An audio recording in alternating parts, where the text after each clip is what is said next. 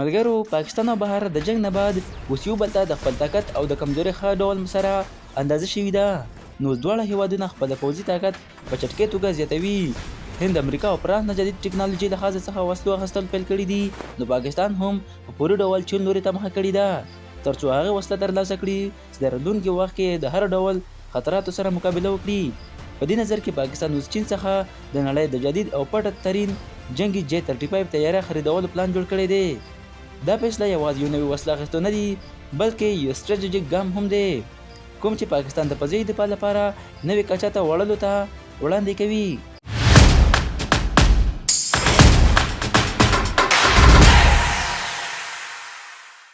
ناظرین، کله چې موږ د چین د جدید ترین جنگي طیارې J-35 په اړه خبرې کوو نو باید پوه شو چې دا یوازې یو عادي طیاره نه ده، بلکې یو داسې خاموشه قاتل دی چې د دښمن نظر څخه پورته د تباه کولو توان لري. J-35 5 جنریشن سټیټ فایټر جیټ بلل کیږي، یعنې دا پنځم نسل هغه جګړې کوي طیاره دی چې پکې جدید ترین ټکنالوژي کارول شوې ده چې یوازې څو هیوادونه یې لري، لکه د امریکا J-35، روس Su-57 او اوس چین J-35. د دې طیارې تر ټولو ستره ځانګړتیا د سټیټ ټکنالوژي ده.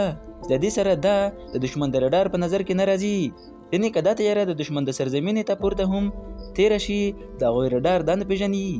دا ځانګړتیا یې له نورو طیارو څخه ځانګړې او زیاته خطرناکه کوي. د دې ډیزاین خاص ډول سره داسې جوړ شوی دی چې د رډار ویو دې سره ټکر نه کړي او طیاره مکمل پټه پاتې شي.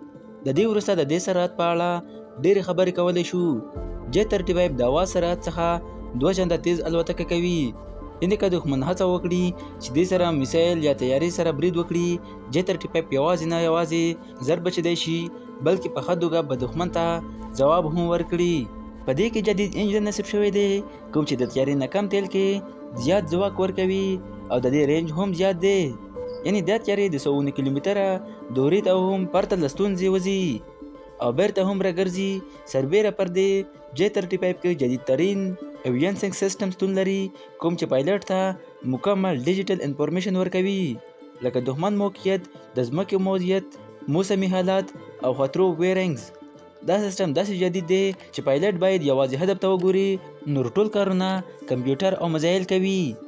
J-35 کې یو بله ځانګړتیا هم ده چې دا د میلیټري رولز فایټرز دی، یعنې دا طیارې په یو وخت کې مختلف ماموریتونه کولی شي، لکه دښمن طیارې له منځه وړل، د ځمکې په مخ دښمن ټینکونه تباه کول او حساس معلومات راټولول. په دې کې الکترونیک ویرپیر سیستم هم موجود دی کوم چې د دښمن رډار او میزایل موصلات سیستم جمع کوي. J-35 که د دښمن هڅه وکړي چې برید وکړي نو د دې سیستم به بند شي او هغه به اندېښمن شي. د دې طیارې کې جدید میزایل هم نصب کولی شي کوم چې د دښمن د طیارې له لرې څخه ویشتلی شي. سربیره پر دې ایر ټو ګراوند او ایر ټو سی میزایل هم شته کوم چې ځمکې او سمندر باندې دښمن ته نشانې ورکوي.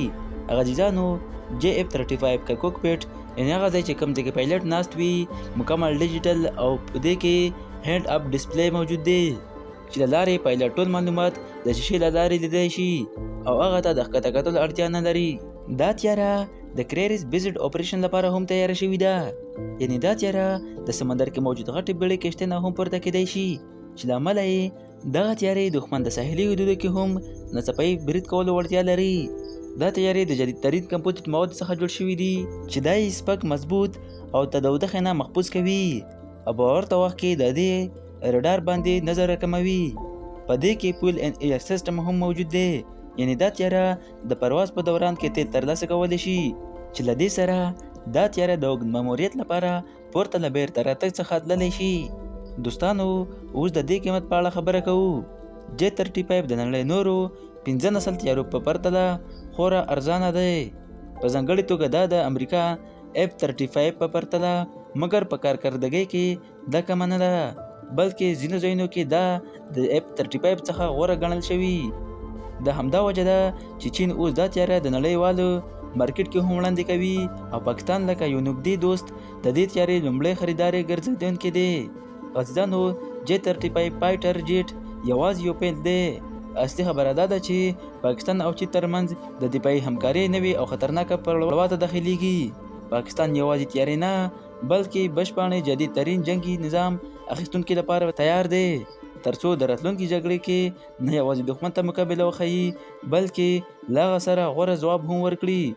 جې 35 سره سره پاکستان له چین نه کوم مهم هتیارونه او یوازې ټکنالوژي ترلاسه کولو پلان لري چې پکې AP Type 054 جنگي بیړۍ کشتۍ شاملې دي. دا کشتۍ د جدیدترین ریډار سیستم، میزایل ډیفنس، انټي ایرکرافټ او انټي سبمرین سره سمباله ده چې د پاکستان په سمندر کې دښمن د هر حرکت باندې نظر کوي او د هغه مخه نیسي. دا کشته نه یوازې دفاعي بلکې د برید نقشې هم لوبوي او د دې موجودګۍ سره پاکستان خپل نوې سوچنده کوي شوی دی. همدارنګ چین پاکستان ته یوان کلاس ډیزاین الکتریک سبمرینز هم ورکوي چې ایر انډیپندنت پروپلیشن لري، یعنی دا سبمرین پرته له سطحې نه څو ورځې پورې په سمندر کې پاتې کېدای شي او د دښمن حرکتونه تعقیبولی شي. په دې کې جدید ټورپیډوز، انټي شیپس میزایلز او سایلنټس موټرز نصب دي کوم چې دښمن ته خبر ورکولو نه وړاندې له منځه وړلی شي. نو ملګرو دا وه زموږ د JF-35 طیارې په باره کې ټول معلومات. امید کوم چې تاسو به خوښ شوي. که ویډیو مو خوښ شي ویډیو در سره لایک کړئ، که په چینل نوي یاست چینل هم در سره سبسکرایب کړئ او په کمنټ کې راته ووایاست چې تاسو ته را روانه ویډیو د څه په اړه جوړه کړم. نو ما ته راکړئ اجازت. د لوی الله په امان.